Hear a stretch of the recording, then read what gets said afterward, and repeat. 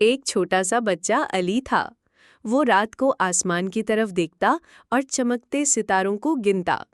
जब भी चांद को देखता तो कहता, एक दिन मैं खलाबाज बनूंगा और चांद पर जाऊंगा। एक दिन उसने ख्वाब देखा कि वो एक छोटे से स्पेस सूट में तैयार है। उसके सामने एक बड़ा सा रॉकेट खड़ा है।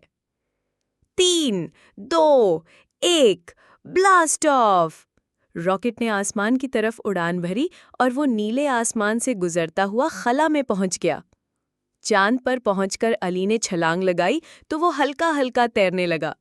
वहां उसने चमकते हुए पत्थर देखे और छोटे छोटे गड्ढों में खेलने लगा।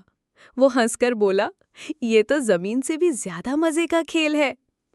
अचानक चंद नन्हे खलाई दोस्त सामने आए। उनके रंग बरंगे कपड़े और लंबे कान थे। वो अली के साथ खेलने लगे।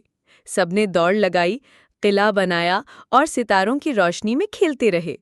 खेलने के बाद अली ने अपने खलाई दोस्तों से कहा, मुझे जमीन पर वापस जाना है। मेरी माँ मेरा इंतजार कर रही होगी। वो दोबारा अपनी रॉकेट में बैठा और वापस जमीन पर आ गया। जब आंख खुली तो वो अपने बिस्तर पर था। ये ख्वाब था, मगर दिल में एक अज़्म जगा गया। एक दिन मैं सचमुच एस्ट्रोनॉट बनूंगा।